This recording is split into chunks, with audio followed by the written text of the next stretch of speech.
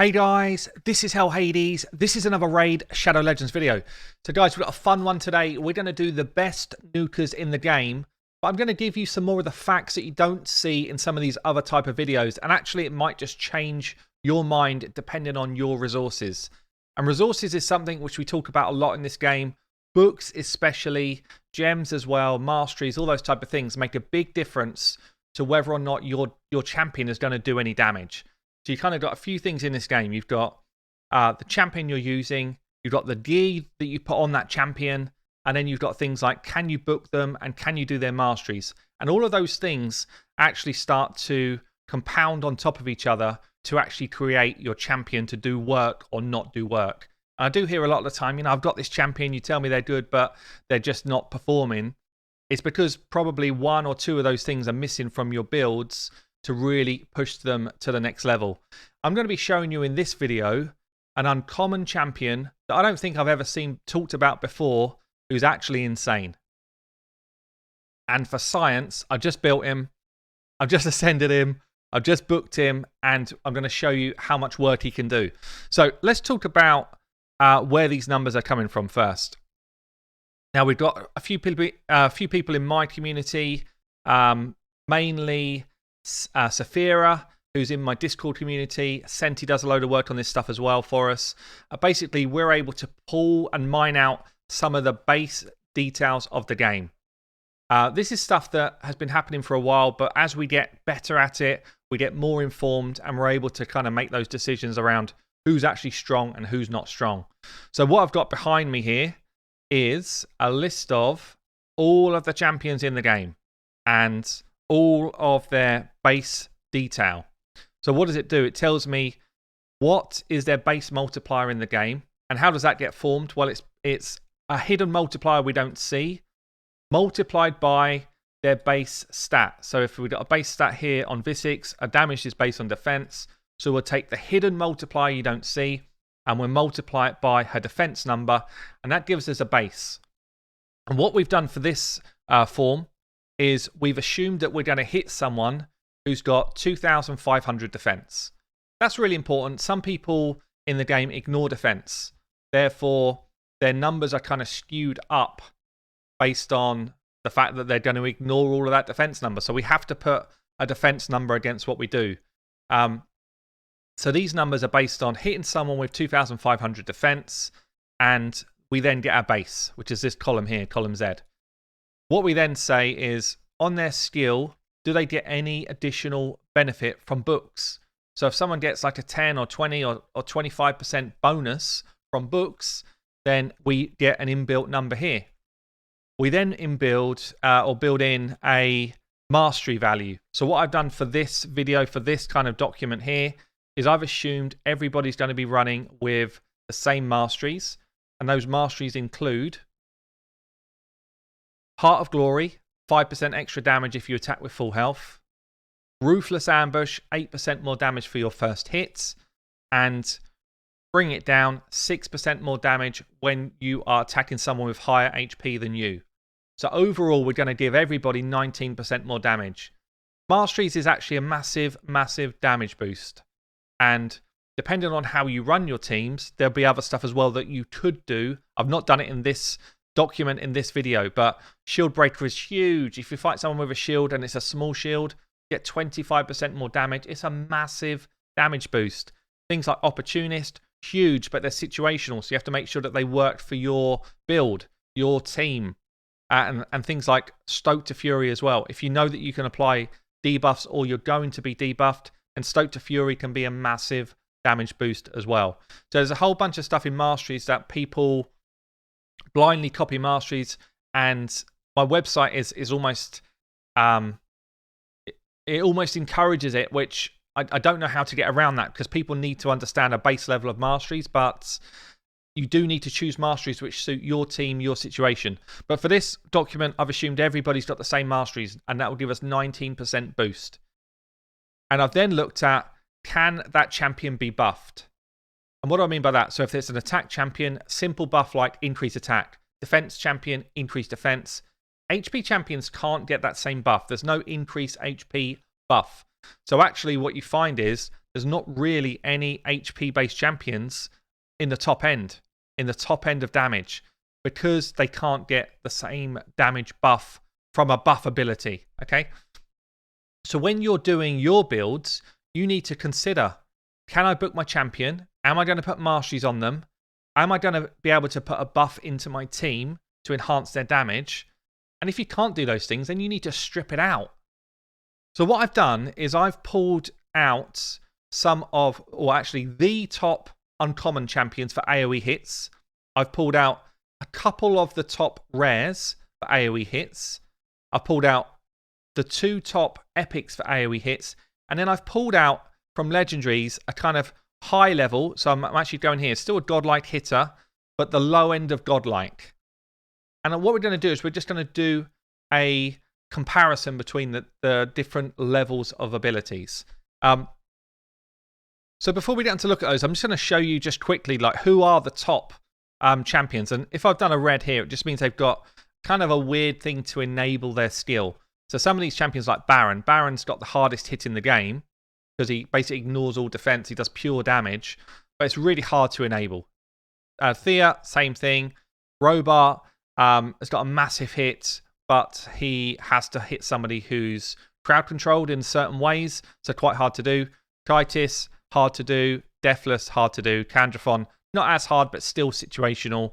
And we go down, and you can kind of see that I've started to pick out those different champions, so that it's not just a straight, who hits harder. It's not always as easy as that. So let's look at the top uncommon champions first. Who we got? So top of the list, Outrider. Who knew? Sniper, Cultist, Outlander. So a lot of us talked about Saurus as a champion who does a lot of damage. 13.5k is his kind of base number. Well, actually, Outrider, 18.6. He's the one we're going to show today. When you look at rare champions, who's the top of the rares? Purgator, I did a video on him actually. He needs debuffs on him to do his work, but he's a massive hitter. But if you actually look, the top 3 after that are all starter champions. Elhain, Gaelic, Kale. Someone who I'm interested in playing around with is Judge. Judge does a big hit as well, 17.7. But you can see here the kind of top hitters from the different rarities. Headsman's up there. Don't even know who Headsman is, to be honest. Great to get this type of info, so at least we can play around and understand who we should be looking for. Epic champions. A lot more names that perhaps you might have heard of on here, but Lure coming up extremely high, 21.6. Skullcrown, who we see in a lot of arena teams, very high, 20.5. Pitiless One, that's based on him hitting a ton of champions, so I think that number's kind of pretty skewed. But yeah, people like Valor, really high defensive champion. Jingle Hunter, who would expect him to be up there. So Alika's another one here, which actually since buffs in September is kind of relevant now as well. Umbral we know about. Basher, Skullcrown again, Ultimate Gaelic. So you can see, if I'm not in the way, you can see a whole kind of list of the different champions. And what we're looking to do is find the best way to share this information.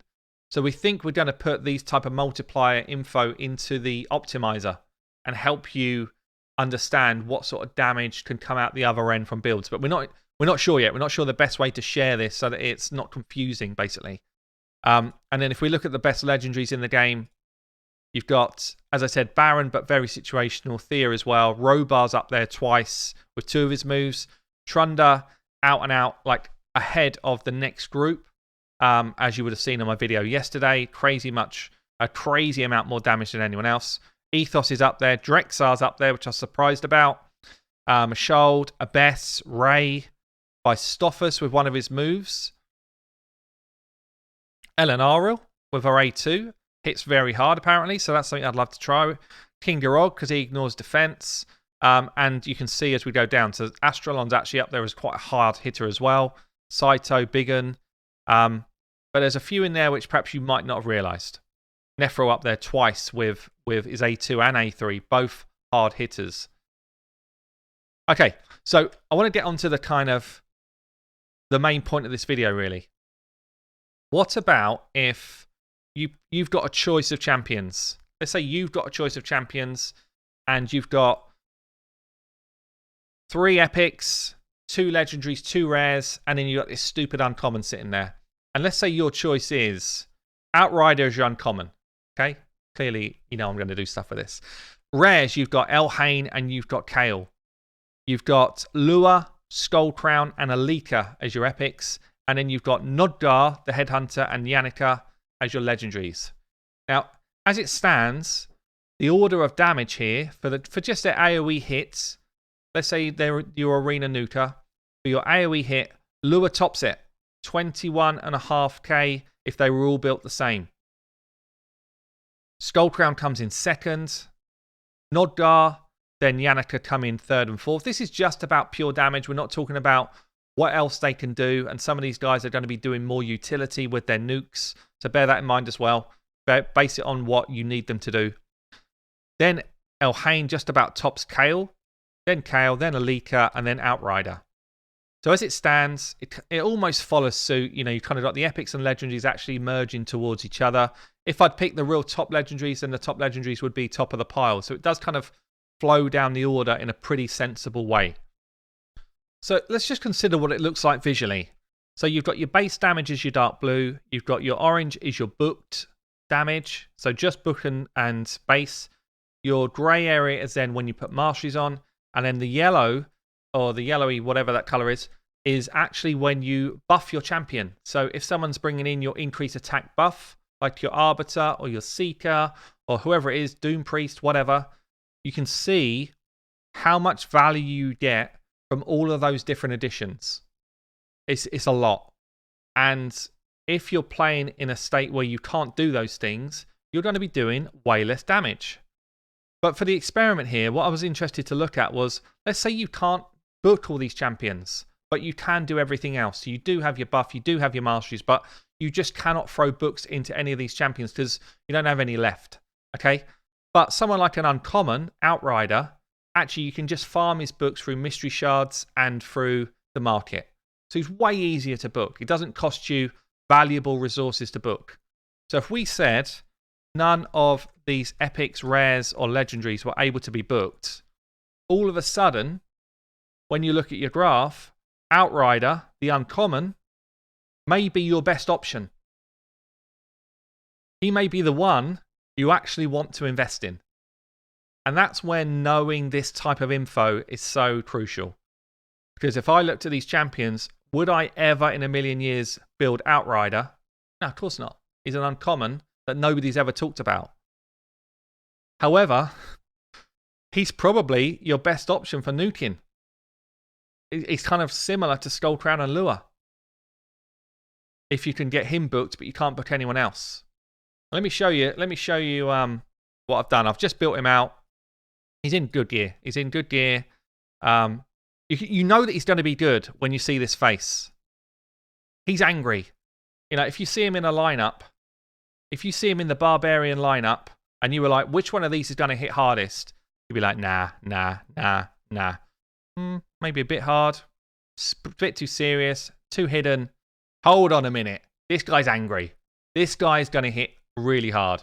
So they'd already told us, but without kind of showing us anything more, just in his face. So what have I done?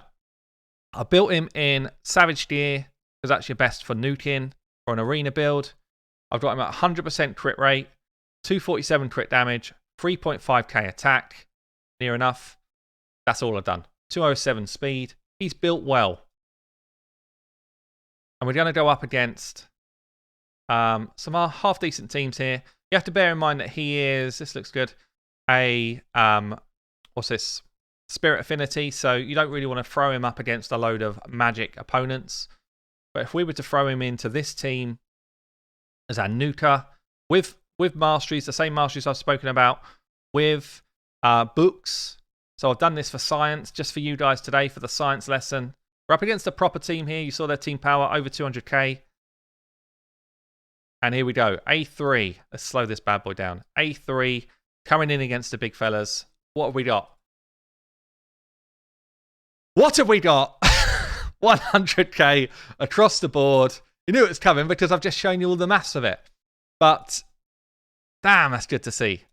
So if anyone who says to me, I can't compete with the damage I need to do in the arena. I mean, if I was to throw in my actual big boy, Ethos, in my best gear on my account, he's got the best gear he can have. He's my absolute nuke. I used him for my Plat Arena push the other day. What's he doing? Like, probably 120. 3 hits, 120, which is massive, by the way. But it just kind of shows you how capable some of these champions we don't know about are at doing a job. And they use tons less valuable resources. They're not as sexy. It's not as sexy to say, I'm using my green champion. You do need to be aware of this, though.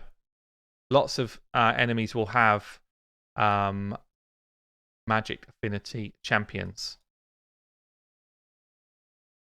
There you go. Let's try this one. But yeah, who would have thought it? Bringing in the uncommon, and he can do a job. He can do a job similar to what you'll get from some of these other nukes. 100k across the board, guys. That's what we're talking about. So, hardest nukers in the game. We are going to share this information.